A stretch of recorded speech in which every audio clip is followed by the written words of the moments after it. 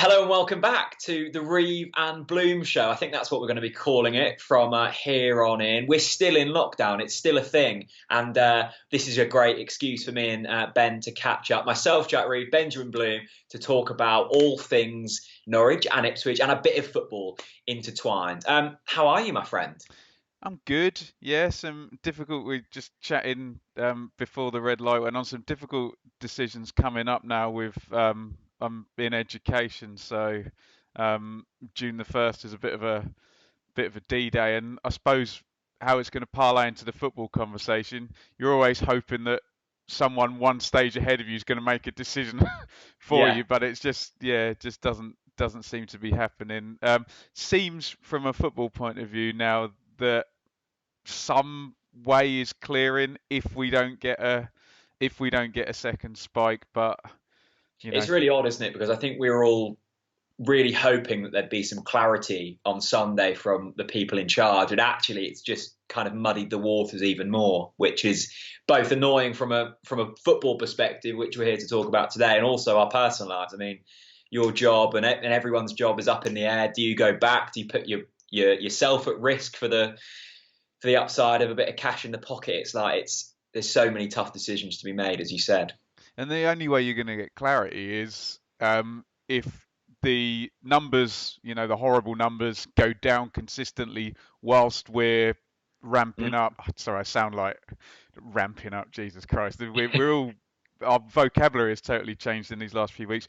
So whilst one goes down and one goes up, and we don't get a second, but it needs to do that for a few weeks before Yeah. people are like, oh, okay, there's a way out of this. But I'm not sure what it's like with you, but I've certainly noticed. I know that now it's Wednesday, rules have slightly relaxed and everything, but it's been like this for a few weeks. I think people have not been, flouting the rules, but have taken a slightly more relaxed approach. But the thing with life and football, we have to get back up and running at some point. In football terms, if you don't, football clubs go bust, football clubs go missing.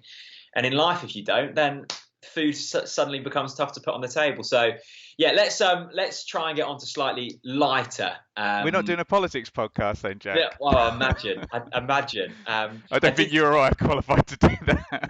I watched your podcast with Kieran Maguire, the football finance expert, and that got slightly political at points, I think.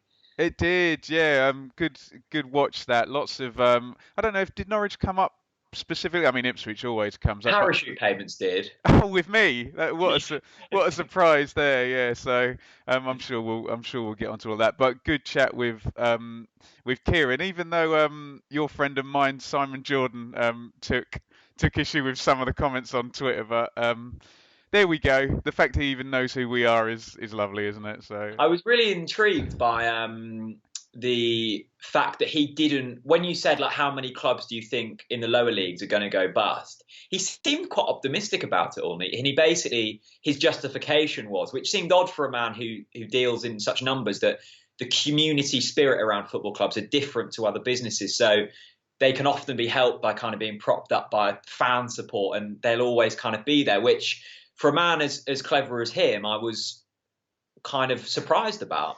Well, he's right about the community spirit and the propping up. It's just that is there, obviously, but I'm sure we'll get into the Norwich announcements, this morning on what are you going to do. And I've had a hilarious letter from Marcus Evans that had my name here and then dear customer here, which it just kind of sums up the communication at the Ipswich. When I was at journalism college, Jack, I had this old school. It's called Nigel, and he smoked 50 Marlboro Reds a day and worked for all of the Red Tops. And he said, "Let me tell you now, if you ever get a letter and your name is spelt wrong, I don't even open the letter. If someone can't be bothered to get my name right." And Yeah.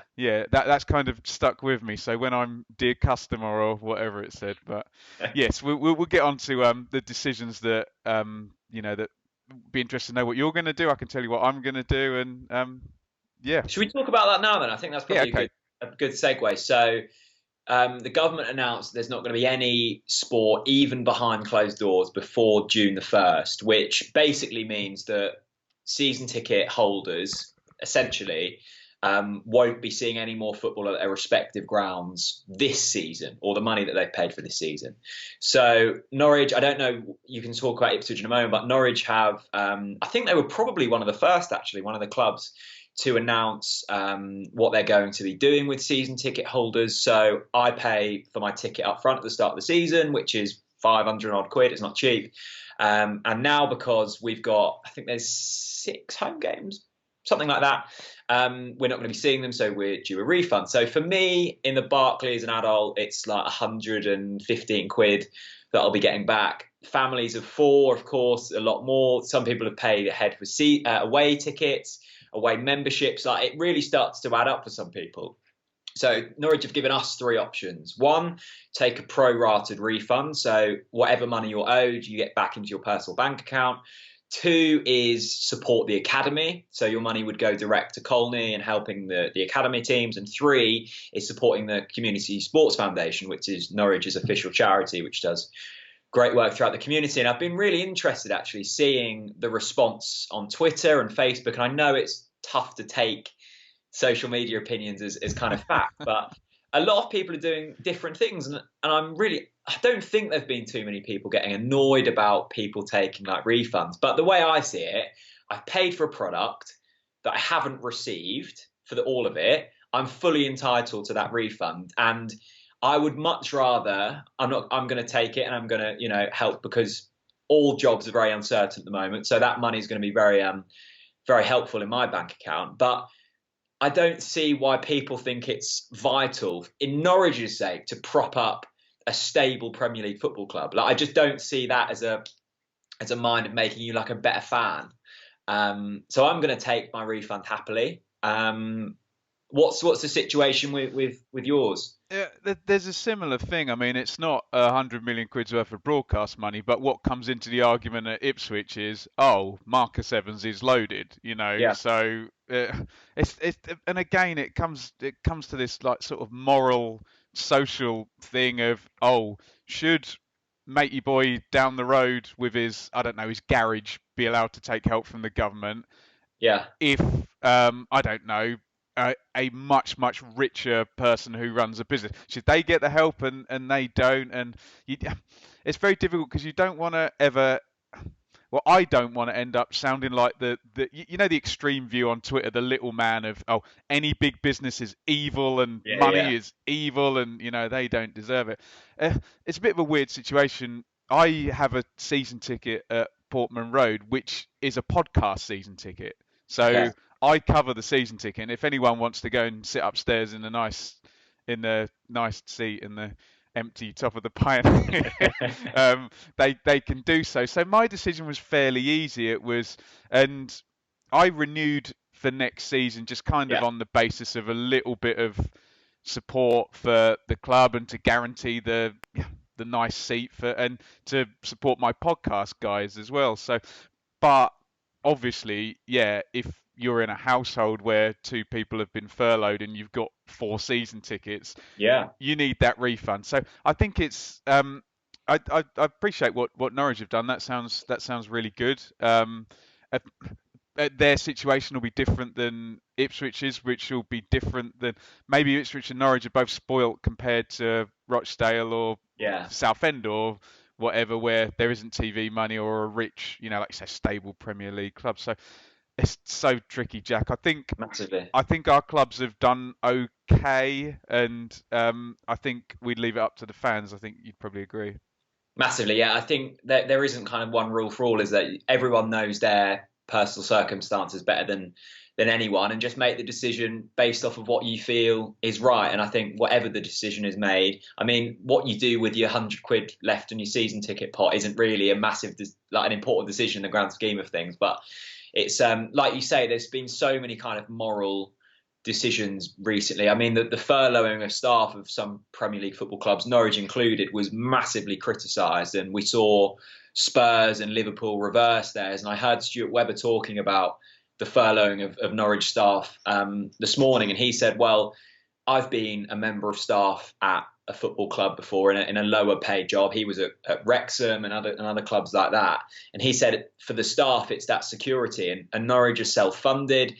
It sounds harsh, but I genuinely think that if there was no work for people behind the scenes at football club, they would have just been made redundant if it wasn't for the furlough scheme, because clubs and businesses operate harshly, and if staff members aren't doing work and generating revenue, then they're disposable, and it's as simple as that. And how can the government offer?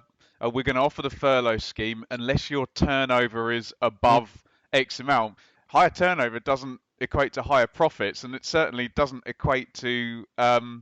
You would assume the bigger the company, the more money they're losing. I know there's whoever at the post office down the road is right on it, Yeah, but yeah, I was kind of the same as you. I'm like, well, you got to offer it. We're in a democracy. You're going to offer it to a post office. You're going to offer it in a garage. You're going to offer it to a football club. So yeah, yeah, bit of a tricky one though. I think there was a lot of outrage on that, and I do think it's different for Newcastle and Norwich than it is for Liverpool and Spurs. yeah. Of course They're it is. completely different Yeah, level organisation, and Norwich as well. I mean, Norwich don't have the revenues that Newcastle draw no, probably double the gate receipts, don't yeah. they? So And it's a thing of like, if we knew that this was only going to be a 2 month thing, then I'm sure Norwich would have been like, yeah, we'll cover the wages. But we don't know how long. You can't plan. You can't plan, and that's been the really unsettling thing amongst all of this. Okay, so that's season tickets. What's the current state of play for Ipswich then? Because it's dead confusing. You've got League One and League Two operating on certain guidelines. You've got the Championship, who I saw the Athletic say this morning are the forgotten league amongst all of this. oh, not You've by got us, Jack. you've got the Premier League, who are just going off and doing their own thing as they always do, and then you've got the national leagues, who clubs like Kings Lynn are very much involved in, also doing another thing. So Ipswich, League One, what's going on? So we'll probably get completely stitched up by this because they'll probably make the announcement 5 minutes before we jump. Yeah, So we've got a meeting today. It's difficult to know how long they're going to take to resolve things. The general thought is that League One and Two are going to be cancelled today or tomorrow. yeah, So again, we're recording on Wednesday morning. I think the Premier League one was 4 or 5 hours. Safe to say this one should be a little bit more cut and dried. I'm happy with the EFL kind of fragmenting a little bit because the Championship is a completely different kettle of fish to League One and League Two because of the proximity to the Premier League, because of the parachute payments, because of the cliff edge. You can't, and I have plenty of people comment on my YouTube channel saying, "Oh, it's the EFL," but I'm perfectly happy for that. The general feeling is it's going to be weighted points per game, so home and away taken into account. Not the yeah. hilarious suggestion of using the first 23 fixtures, which would give Ipswich the most unfair, ridiculous promotion in the history. Can you imagine they ratified I that? saw My some. I God. saw some Liverpool fans suggesting that this morning, and That'd if be you were the going with that, worst promotion in the history of if football, wouldn't it? if you did that in the Premier League, Liverpool fans were saying like, this is a great idea. It would obviously crown Liverpool as champions. It would also relegate Everton as well. No way. Yeah, But and at least people are now coming out and talking self-interest. Look, I like Lee Bowyer. I think he's a good manager. He's gone on Sky Sports yesterday saying, "Oh well, Charlton have only been in the drop zone for 5 days," and then of course, oh, I think we should use the 23 game rule. Where would Charlton be then? Mm. 8 places higher or whatever. So at least and. We've had a couple. I think Scott Duxbury from Watford, and there's one other, the Brighton guy, where they've actually said, yeah, of course there's self-interest. Of Yeah, course, I've got a duty to my club. But no, from an Ipswich point of view, obviously as a club with a you know quote cash-rich owner, we're very spoilt in terms of other League One clubs. The cancellation is I think it's Dulwich Hamlet or someone said that they will survive as a club because of cancelling fixtures, because they don't okay. have the revenue. So I'm happy with that. I'm happy with the points per game thing. But again, self-interest. If we'd been fourth, then our points per game one way had put us second or whatever, third. So I've I got no suppose, self-interest. yeah, I suppose with Ipswich is, as you say, you've got in the grand scheme of things of League One a cash-rich owner, and you're also in a position where promotion isn't a thing and relegation isn't a thing. So, do you think your opinion is slightly skewed in a sense that I'd be happy with points per game because we're not going to get promoted and we're not going to get relegated? If you were seventh or eighth or something and playoffs could be a thing, would that be different then for you? It possibly is. I can't sit here and say, "Oh, I'm so open-minded." It's not being skewed slightly. Yeah, of course. And who is it in League Two? Someone is gonna. Is it Exeter are gonna swap Yeah. with, and they're gonna drop out of the. And I'm sure we'll talk about Villa with their game in hand, Mm. etc. Um, it probably is skewed, but like we said in our opening segment, Jack, you in this world at the moment, you want to be the person who doesn't have the hard decision, don't you? Yeah. So, well, as an Ipswich fan, you're sat in that seat of not having the hard decision of, say, a Norwich who are in a relegation zone who could get out and are going to be not given the chance to do that. So, yeah, if I'm really honest with myself, it's nice to not have to worry about that. Yeah.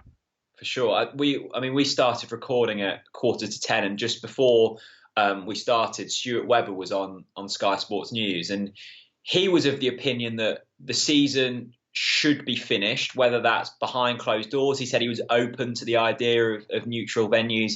He just believes that the season has to be finished, and if it isn't to be finished, then there can't be promotions and relegations because then you're suddenly changing kind of rules of football. And he said the analogy, well, we're still in the FA Cup, so does that mean we're joint winners of the FA Cup? If promotions and relegations are granted, then I guess we've won the FA Cup because we're still in it. So it's a really, for Norwich, I look at Norwich in a sense, we're 6 points adrift.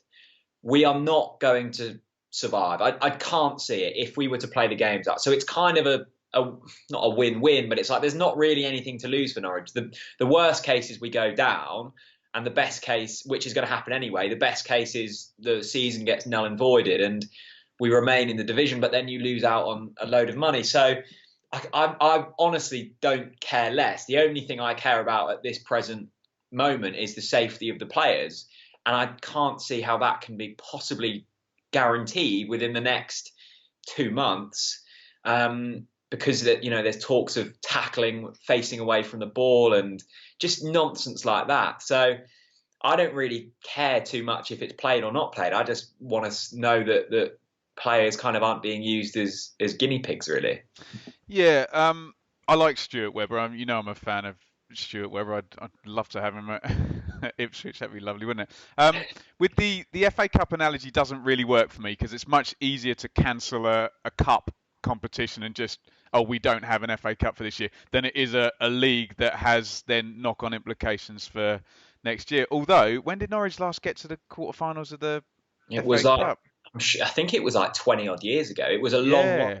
So that's another thing that you're effectively losing out on. The position I'm starting to take with all of this is that it's not fair as an argument, and I know that's not what Webber's doing, I'm just saying from a general point of view, it's not fair as an argument now doesn't help. It doesn't help. Our starting position is it's not fair. The league stopped with 9 games to go. It's not fair. Whatever happens, it's not fair. And there's now grades of it's not fair and how many people it's not fair to, etc., etc. I agree with him that if we can play it out, great. I guess I kind of agree with him that if it can't be played out, that quote, it's not fair if people go down, and it's not fair if Liverpool don't get the title or what have you. Um, I suppose it's less to do with it being fair. It's more to do with the integrity of the competition, is it not? yeah, that's totally true. There isn't there, there's less integrity in generating a finish based on information than there is in playing it. Of course, yeah, Yeah, absolutely there is. The one issue I have, and people disagree with me on this, that I think if you are generating a finish, then that has to have promotions and relegations. I don't subscribe to the idea that Liverpool can win the title, but teams can't be relegated. yeah, That yeah, and that I could be wrong about that. That doesn't wash for me. I would find null and void, quote, fairer than giving Liverpool the title, but not. And this is not an yeah. anti-Norwich or Villa thing or whoever. I don't see how you can implement half of it one way and half of it the other. But No, massively. I think you either do one or the other. Although Liverpool are going to win the league if it resumed, you can't say that they're champions and then relegate Norwich and Villa and whoever the other team may be. And I think if I was sat here as a Villa fan, I'd be much more annoyed about the prospect of a points per game finish or something like that, or neutral venue, because they have an actual fighting chance. I don't think Norwich do, and I think it'd be unfair to say we do. But I But you suppose, do. Hypothetically, you do. That's and yeah, I suppose, that's the whole argument. You can, weird things. I remember Burton a couple of years ago, like, were terrible all season, won three and drew one of the last yeah. five, and they didn't have a they didn't have a chance. But strange, I know the Premier League is less crazy than the Championship, and you can map it out better. But it's so tricky, isn't it? So tricky. It's really tricky, and this links actually to a question we received on Twitter from the Unthanked Kitchen, which is a lovely pub in Norwich. Actually, can you see a situation happening where football is restarted in the Premier League or the Championship, but the players unite and refuse to play?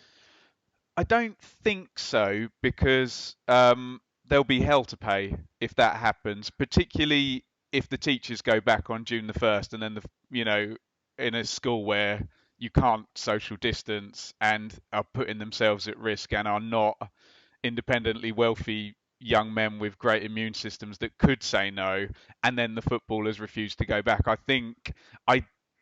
I think that would be ill-advised. Obviously, we want the players to be safe, but um, who has got a guarantee of safety in any scenario of going back to work at the moment? Yeah. Maybe a painter and decorator who's working on new houses who can go in on their own, work on the house and leave on their own. I don't think that would be a good look for footballers on the basis that they do seem to have choices that other people don't. Football's not vital. The bus drivers have to go back. Sorry, I'm getting very political here, but I don't think that would be a good look for footballers. I think it wouldn't be well received if they did that. What's your view on that? I'm kind of split because I saw Todd Cantwell tweet the other day.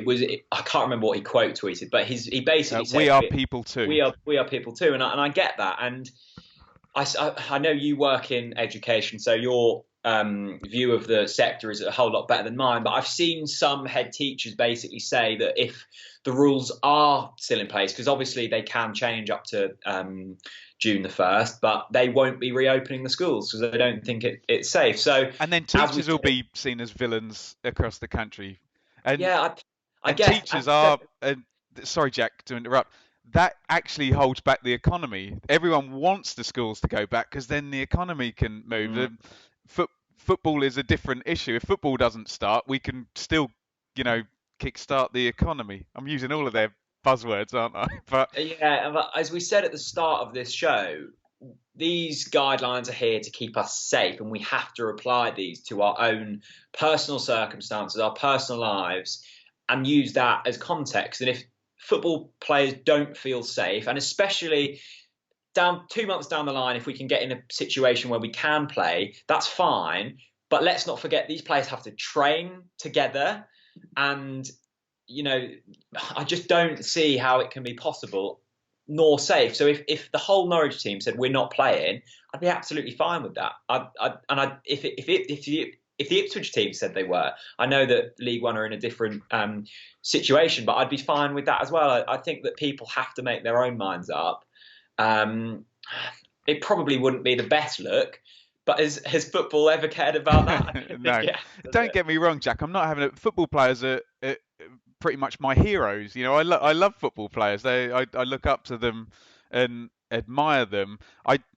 If football in complete isolation, what you say is of course correct. Can it be safer? No, we'll wait until it's safer. But I just think when you then plonk that into the wider context, it starts to get a little bit awkward. And I did see some people have put their heads up above the parapet, Jack, and said it's literally the safest environment you can get. They're giving you parking spots. You're going to get way more testing than everybody. You're going to get PPE. You've got a good. There's no 70-year-olds around.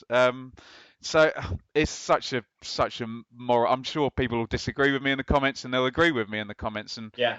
as long as they're nice No, about it, then that's fine.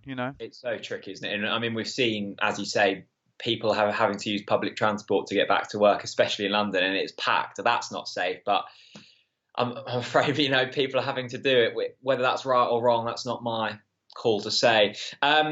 Let's get on to another question. I can't remember. Oh, yeah, here we go. I can't remember who sent this in, but they said, "Hi guys, everyone enjoys a good rustle these days, as the youth call it. What's one thing that people say about your respective clubs that winds you up a little bit or makes you do a little eye roll? And don't say nothing, Ben, as cool-headed as you are. There has to be something." I love that question. Do you want to take it first, Jack? No, you go. Okay. I'm still trying to think. You go. The big one for me, and it was so awful, was be careful what you wish for. So Okay. I remember way before McCarthy left, it's saying on our podcast, we were starting to get, "Oh, be careful what you wish for," and I was like saying that is the most dumbass statement you can say, because it's so broad and so Yeah. general, and it can apply to anything, because you're basically saying, well, it could be worse. Well, yeah, of course it could be worse. Any situation could be worse. Any situation could get worse. And then McCarthy walks out, and then it's, we start getting the national journalism. "Oh, be careful what you wish for." And then the idea the next season, as we're plummeting into League One, that, "Oh, Ipswich fans, this is your fault. You are responsible for everything here. You kind of identified that the relationship was up, and it's your fault that he went, and it's your fault. So be careful what you wish for," was so painful, Jack. Yeah, So, that's a so good shout. We painful. had that when we sacked Chris Hughton, and like the match of the day panel especially. I remember Alan Shearer being like just constantly banging on about how he's taken Norwich to their highest Premier League finish in X amount of years, and it's like, yeah, but you don't have to watch that style of football each week. It's probably very similar with the Mick McCarthy stuff. Yeah, that's a great shout. I think the one for me, and maybe it's because we are just awful in cup competitions, is Ipswich fans in particular just constantly banging on about kind of how many cups you've won, and like 15-year-olds say, I'm like, you weren't even alive when it happened. And if you're taking that as how big your club is as a parallel, well, Bradford are bigger than us. They've got to a cup final in recent years. Pompey, they're bigger than Norwich as well, and bigger than Ipswich because they've won recent cup competitions. It's like Wigan, yeah. Are Wigan bigger than Ipswich? No, they're not. But if we're basing it off of people's argument to fit their narrative, then Jack, yeah, I did a video on this for the Championship. Do you know who the biggest club in the Championship is on that? Would it be like Sheffield Wednesday or someone? Close. Blackburn Rovers. Would it For be? winning a load of titles at the turn of the century. So, big club, Schmid club, live in the moment, honours, Yeah, whatever. that's one that's always Whatever, frustrating whatever me. floats your boat. Yeah, and this other one is when you draw 0-0 in the Premier League and you get like sort of 15 seconds of highlights, and then the pundits sort of skirt over it because they obviously just haven't watched the game. That's why I always quite enjoy getting relegated and being on Quest again with Colin Murray, because you actually get sort of decent insight and more than 15 seconds. That's always good. That always annoys me slightly. And being on Match of the Day, the chance would be a fine thing, wouldn't it? Yeah. Ollie says, who has the best hair and which requires more maintenance? Well, is there much maintenance with yours, Ben? I don't want to be sort of overseeing it. Are we not talking about? I thought we were going to talk about Ernel Hernandez or football players' hair, but no. Well, I'm not sure. That's a good point. I was just being slightly big-headed and thinking they were talking about us there. Well, I get asked a lot about my hair, and I have a very snappy comeback. When people have a pop at my appearance on YouTube, I say, "This is a football channel. There are plenty of health and beauty makeup Yeah. channels you can watch." But I'm sure Ollie's question is not No, having well, a pop. my hair's kind of That's tremendous. that's actually gone really well today. What I do at the moment is I wash it in the morning. Harry Styles has probably paid somebody, Thing. lots of money to have it look like that So I wash of a my morning. hair and then I put a hat on, and it sort of goes a bit Rory McIlroy around the sides where it goes a bit bushy. But I haven't had a haircut in well over 3 months now. So usually I'll have a four. What I'll do is I'll go into the barbers. I'll say four around the sides, thin it out on top because it gets really thick, and then a little bit off the fringe. That's my go-to. Mine is an absolute nightmare, absolute mare to have Yeah. hair like this. Yeah, and you have day one and day two, and you wash, and then if you don't brush it right, it looks awful. And then as soon as you have to tie it up to do anything, you know it's going to look crap for the next couple of days. But Jack, I'm not tall, I'm not particularly handsome, Oh, you are. I'm You not are. particularly athletic. I'm nothing without it. It has to stay. Oh dear. Who has the best? Well, in terms of not, I really like Todd Cantwell's hair actually. He Yeah. went through that awful phase where he cut it all off, and then he was like, actually, this is a terrible idea, and then had to grow it out. And I'm sure you went through that stage whenever you grew yours out, and that stage where it's like, well, basically mine, where Neither it's just nor. horrible and nothing, and then you I, get to a stage where it's either yours or Todd's, and it looks decent. I don't want to be one of those guys, oh, you never played the game, so you can't talk about football. But if you've never had hair over 1 centimetre long, which a lot of males watching this probably haven't, then you don't know the half of it, honestly. You just don't know. But Okay. we did have Trevor Chalobah on loan from Oh yeah. Chelsea with the half and half, Mhm. which the Millwall fans, you've got bird shit in your hair, loved. So. Good, very good. From one extreme of question to the other, Jules, hello, Ben and Jack. Following Hi, the Jules. lifting of restrictions, specifically allowing fans to attend sporting events, so whenever this happens, how many clubs would you predict are going to fold? My guess is that there will only be 3 pro leagues and no fans allowed until August 2022 at the earliest. That seems a long way away, doesn't it? I It mean, I does. can see where he's coming from now. Yeah, yeah. I mean, we're then into the realms of really to have mass gatherings of, yeah, and even a League One game with a few thousand people. The way you're crammed in, Mm, you're in vaccine territory. Then yeah. we see all sorts of estimates. January next, it could be an entire season behind closed doors, couldn't it? So Yeah, that would probably be easier to take, knowing that you're going into a season that it will be behind closed doors. One, because it's fair for everyone, because the circumstance and the atmosphere will be the same for everyone throughout the whole season. And as fans, I think once you know something is going to be happening for a while, you can kind of adjust slightly. But the thought for me right now of football returning behind closed doors is just the worst. Like I would probably watch the Norwich games, but my lack of care would be off the charts. I honestly wouldn't. I wouldn't care for it. it's odd, isn't it? You'd feel like they'd almost have to do something to the stadiums to. I Mm. mean, I'm sure you've been to reserve games and things of that nature. Being a nerd, I like it because I like hearing what the players and the instructions that they're giving to each other, and sitting close to the managers, and you can have a real good earwig in and try and learn a bit from a layman's point of view. But you start to get into this Mönchengladbach and the cardboard cutouts and the. I'm sure as a Norwich fan, you'll remember Mark Robbins scoring a hat trick in front of the Yeah. mural in front of the Arsenal North Bank at Highbury. But yeah, the stadiums are just going to be. It'd almost be a case of putting. Aston Villa had an amazing drape at a playoff game I saw there. It's like put the drapes down and cover those empty seats up and things like that. But then level playing field. Does that distract the players? Burr, burr, burr. I'm sure we're still going to have the advertising boards, Jack, if it's on Yeah. TV, though, aren't we?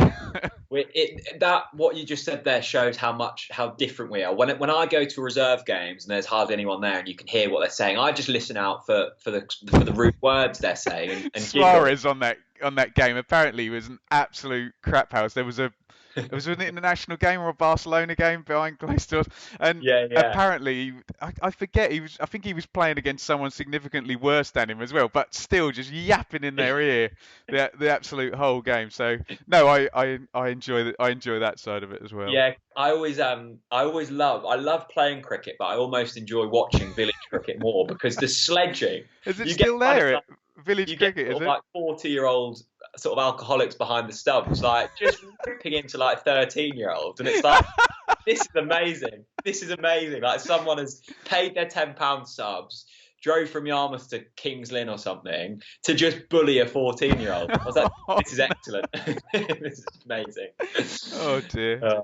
That's what I enjoy anyway. This is a good question actually. I'm sure you like this. Run, cycle, cake. That sounds like a nice little trio. That says, which Bundesliga club will you be following over the next few weeks? Oh Christ! I'm gonna try and tune in. I have procured a password for Saturday Brilliant. to watch BT, and I'm sure they're astronomical viewing figures that they're gonna get. Yes, yeah. I've got absolutely no idea. Run, cycle, cake, the triathlon that I'd probably better at. I saw that the Bundesliga, the official like Twitter account was tweeting out for every Premier League club, like a club that's sort of linked, whether that's Okay. So Schalke was Norwich because we signed, or Pookie was linked there, sort of thing. So is there any like players you've signed? I'm sure some of the older fans will, from the European days, will have places they went and things like that. I think I'm just going to be watching from like you were saying, how is this going to be behind closed doors? Are we going to be as we expected? Oh God, at least some football.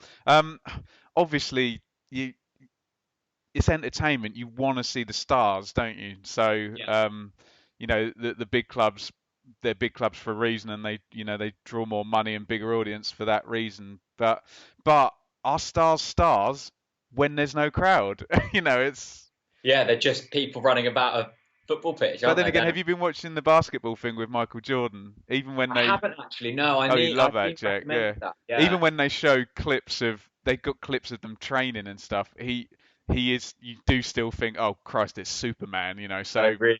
maybe behind closed doors won't matter for the real superstars. I'm going to follow Paderborn. I think they're very much in a relegation trap.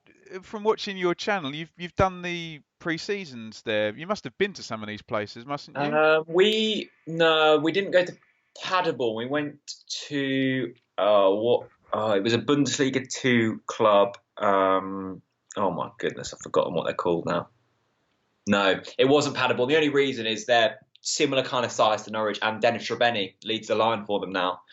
The legend, icon, the icon himself, and he scored against Bayern Munich actually. Against Munich, Jesus. Yeah. Lovely goal. Just quickly, Jack, for everyone screaming at the radio, yes, Ipswich does have a link to Germany because our wonderful manager does like to remind us how successful he was in his playing career every now and then. So, of course, but it'd be a bit boring to go down that route, wouldn't it? One question from Alex Batt. Thoughts on Peterborough United as a club and any particular memories of playing them? Have you listened to Darren McAntony's podcast? I haven't. No, I follow him on Twitter. Is he good? I listened to the opening 10 minutes and I didn't have to switch it off. I switched it off just because he's not a natural speaker, I don't think. No. He was just going over the same things over and over again. But I'm sure if you're a posh fan, it's nice to have your director or whatever, chairman, communicating in a. I think we'll see more of that, particularly down in the lower leagues. Yeah, look, obviously there's the horrible 7-1 on Sky TV under Paul Jewell, and Tommy Smith got just a complete humiliation, and Lee Tomlin destroyed us. So there's that memory. I actually quite like Peterborough as a club, Yeah. on the basis of this model of, right, the model of the club is we can attract good up and coming strikers on the basis we're going to play really open and create a Mm. ton of chances, and we will let Jack Marriott, Assombalonga. God, there's been tons of them, haven't they? And Yeah. they've got, a couple of Dwight Ivan Gale. Toney and Dembele. It was Dwight Gale Peterborough as well, was he? I think so. Yeah. Yeah, I think you're right. So I like that. I like that model. I've disagreed with Joe on our podcast about it. He thinks it's a little bit overplayed, but I like the romance of Yeah. Yeah. the idea of, right, I'm a striker. I want to go and play for Peterborough because I want to be the next Jack Marriott or Dwight Gale or Yeah. Assombalonga, and I'm sure Ivan Toney will, be the next one off the production line, and then someone else would go in. So I like that model. I don't like the memories of the 7-1, but and I do remember Peterborough being incredible on one of the Champ Manager games, and having Okay. Gareth Jellyman at left wing back and Mark Tyler in goal, and God, there was an Icelandic midfielder, and you literally didn't even have to sign anyone. You just rocketed up the leagues. It was great. I always kind of see Peterborough as a slightly smaller scale Brentford in the way that they operate. Maybe it's to do with that kind of strikers and then selling them on for bigger money. I've always enjoyed going to Peterborough Stadium. When well, I think we spoke a few weeks ago about this, kind of that first time, like as a teenager, when you can go Terraces. off on the train, and we always, because Peterborough is quite easy to get to from Norwich, so we used to get the train from Yarmouth to Norwich, Norwich to Peterborough, and just go and watch. If there was like no Norwich game, just go and watch Peterborough on the standing terrace, because you don't see many of them in sort of upper flight football games now. So yeah, I've always enjoyed Peterborough. There But was a lovely FA Cup game we had there. God, it must have been 2013 when we won 3-0, I think, and we've just played some really nice football. And it's always nice playing when you're a club who hasn't played in front of standing terraces for a little while, to go and stand on the terrace and watch your own club. That's great. That's really And I great. think, Jack, all you want as a fan is to know what the model is. And if I'm a Peterborough Yeah, fan, I know, oh, okay, no, the club is going to be secure whilst there's another Dembele or Tony or Schmodix. We were linked with Schmodix as well, and then he bloody Schmodic, yeah. destroyed us for. Well, I'm sure they'll sign him, but he's on loan from Bristol City. But yeah, I like Peterborough. Massively. Yeah, I'm going to stop the questions there. We had loads. We're going to do a separate Twitter questions, YouTube questions type video, maybe later this week, actually. So if you have got any questions and you're watching this, just put them in the comments section of our YouTube videos. Okay, so how do we see the next sort of few weeks playing out then? Well, I think League One and League Two are going to get canned, and Okay. then if we get the points per game thing happen there, at least that then sets a precedent. Like we've said numerous times on this show already, someone making a decision for others to follow. I think the players will go back on Monday. I think the Premier League players will do that. I think then it's just an eye on the horrible numbers in the rest of the Yeah. world, isn't it? Does people, the roads getting busier out there? Does people going back to work? Is that horrible Yeah. rumble in infections and death rate going up? And we need something soon, though, Jack. Particularly, I must say the thing about the contracts is good, that Yeah. you can give an extension now. Have you But got the any players loan? don't have to accept it, do they? As I understand, it's just an option. You can, if a player Yeah. is done on June the 30th, you can extend for a month. Obviously, yeah, there's negotiation. Have you got any loan players at Norwich? Yeah, we've got a few. We've got Duda, who was very highly rated and hasn't really done much. There's a few others. The funny thing is, Ben, is like it's been so long without football. I probably couldn't name you what starting 11 we've. Oh, So I could remember the bloody league table, and yeah, I can't tell you who's where. But yeah, the loan thing now, so there's some steps forward, but it's all just linked into that wider yeah, thing of is the pandemic stabilizing and staying down, and are we keeping it down with the changes that are made? And I think if we keep it down, then yeah, June the 12th, June the 18th, whenever. I Yeah. think they're gonna try and go for it. Although I did see a very foreboding tweet. I think it's Mike Keegan. He's the Mail, I think, saying that at the start of all of this, he said that the Premier League would basically go through the motions, do everything, quote, do everything they could, and it would all be cancelled because it would be Yeah. impossible. So Yeah. I hope he's not right, but that's still the scenario. No. If in 3 weeks' time those horrible numbers are creeping back up, then no, there's not going to be Yeah. any football. But and for the good of humanity, we need those numbers to come down, not just football. Massively. No, I think it's going to be really interesting to see how the Bundesliga. I know they're slightly further ahead in terms of where we are, but one, how the games go ahead and how it looks, and is it like watching football as we used to, and then also the sort of the coming weeks, has there been confirmed cases at clubs, things like that. I mean, we saw this week, didn't we? Brighton with 3 players, yeah. yeah, 3 cases. So, But yeah, Jack, I think for a lot of people, what will really help is seeing some Bundesliga this weekend, and if we come out of that weekend and people are okay, yeah. and there's not all Well, of a that's the thing, isn't sudden, it? oh, I actually saw a tackle, and Yeah, and because I get the comments every day, Jack, on oh, how can you play football? And I try and explain over and again. They'll be tested, yeah, that we know that they don't have the virus. You, you the whole social distancing thing is if you don't know, but then yeah, there's the asymptomatic thing. So I think getting through the first weekend of Bundesliga and there not being, oh, this guy and this guy and this guy and this guy will hopefully put a lot of people, because then people like me will then argue back. That's how. There you go. Look, yeah, yeah. Well, they you've did got it. evidence then, haven't you? Like Yeah, exactly. that's all you need. But being the pessimist in this conversation slightly, it could go the other way. You could get confirmed cases, and then it's like, well, the people who didn't want it to go ahead, they have got Oh, evidence. So, absolutely. Well, and Jack, they'll be right. Do well, yeah, yeah, yeah, like you say, evidence is, um, I know everybody likes to think that they're right in debates or whatever, but evidence wins wins yeah. debates You and can't wins argue. arguments. So Definitely. Anyway, I think we'll call it a day for now. Thank you again for watching, one and all. If you've got any questions, leave them in the comment sections, and we'll be sure to answer them in the next episode of this, because we've already got quite a few to rattle through off of Twitter. Ben, have a good week, mate, and I'll see you again soon. And everyone watching, stay safe, be wise, and what is it? Stay alert. That's what they're saying, isn't it? stay alert. Do Stay it. alert, people. See you later.